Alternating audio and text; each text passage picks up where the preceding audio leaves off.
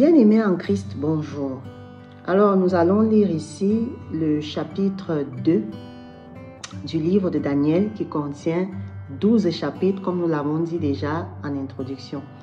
Et les 6 premiers chapitres ici vont parler plus ou moins des expériences et de la souveraineté et de la décision de Daniel de suivre fidèlement Dieu. Alors, nous allons lire le deuxième chapitre ici qui va parler du rêve à propos d'une statue. Mais je vous invite à lire le premier chapitre ou à regarder la dernière vidéo qui parlait ici de l'arrivée de Daniel à Babylone. Donc, sans plus tarder, prenez vos Bibles et nous allons lire ensemble ce chapitre 2 du livre de Daniel. La deuxième année de son règne, Nebuchadnezzar eut des rêves. Il en eut l'esprit troublé et ne parvint plus à dormir. Le roi fit appeler les magiciens, les astronautes, les sorciers et les prêtres chaldés pour qu'ils lui racontent ses rêves. Ils vinrent et se présentèrent devant le roi. Le roi leur dit: « J'ai fait un rêve. Mon esprit est troublé parce que je voudrais connaître ce rêve. » Les prêtres chaldéens répondirent au roi araméen: « Roi, puis-tu vivre toujours? Raconte le rêve à tes serviteurs et nous en révélerons l'explication. » Le roi reprit la parole et dit aux prêtres chaldéens: « Voici ce que j'ai décidé. Si vous ne me faites pas connaître le rêve et son explication, vous serez mis en pièces et vos maisons seront transformées en tas de décombres. En revanche, si vous me révélez le rêve et son explication, vous recevrez de ma part des cadeaux, des récompenses et des grands honneurs. C'est pourquoi, révélez-moi le rêve et son explication. » Il répondit par la deuxième fois: « Que le roi raconte le rêve à ses serviteurs et nous révélerons l'explication. » Le roi reprit la parole et dit: « Je m'aperçois en vérité que vous cherchez à gagner du temps, parce que vous voyez que ma décision est prise. Si donc vous ne me faites pas connaître le rêve, le même décret s'appliquera à vous tous. Vous vous êtes concertés pour me débiter des mensonges et des faussetés, en attendant que les circonstances changent. C'est pourquoi dites-moi, quel était le rêve et je saurai que vous êtes vraiment capable de m'en révéler l'explication. »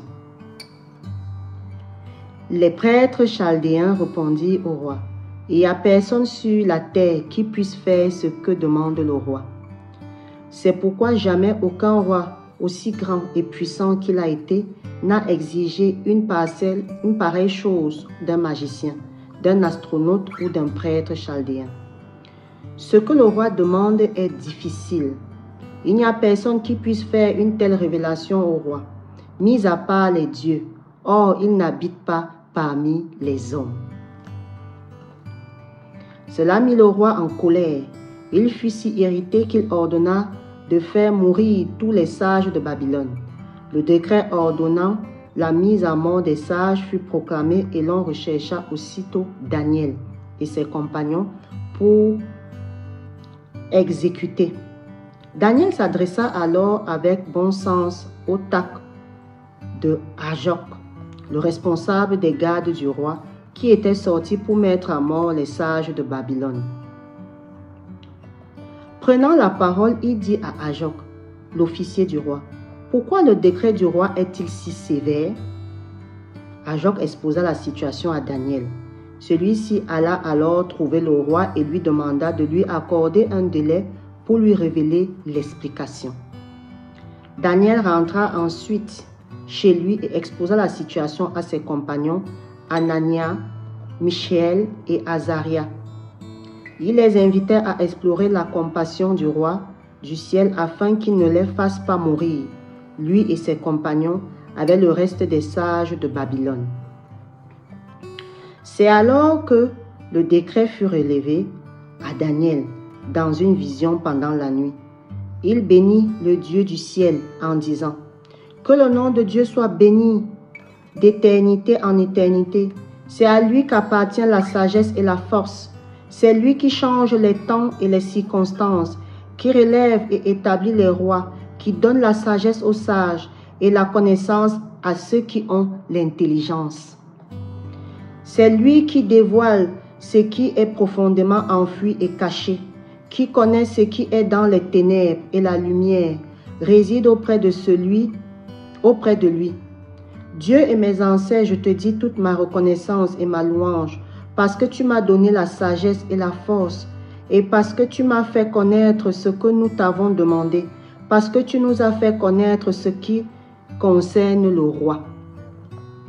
Après cela, Daniel alla trouver Ajoc, celui que le roi avait chargé de faire mourir les sages de Babylone. Il alla lui dire, « Ne fais pas mourir les sages de Babylone. Conduis-moi devant le roi, et je lui révélerai l'explication. » Ajoc conduisit aussitôt Daniel devant le roi et lui dit, « J'ai trouvé parmi les exilés de Juda un homme qui fera connaître l'explication du roi. » Prenant la parole, le roi dit à Daniel, « Qu'on appelle Belshazar, es-tu capable de me faire connaître le rêve que j'ai eu et son explication? » Daniel fit cette réponse devant le roi. Ce que le roi demande est un secret que les sages, les astrologues, les magiciens et les défunts ne sont pas capables de lui révéler. Cependant, il y a dans le ciel un Dieu qui dévoile les secrets et qui fait connaître au roi Nebuchadnezzar ce qui arrivera dans l'avenir. Voici ton rêve et les visions que tu as eues sur ton lit.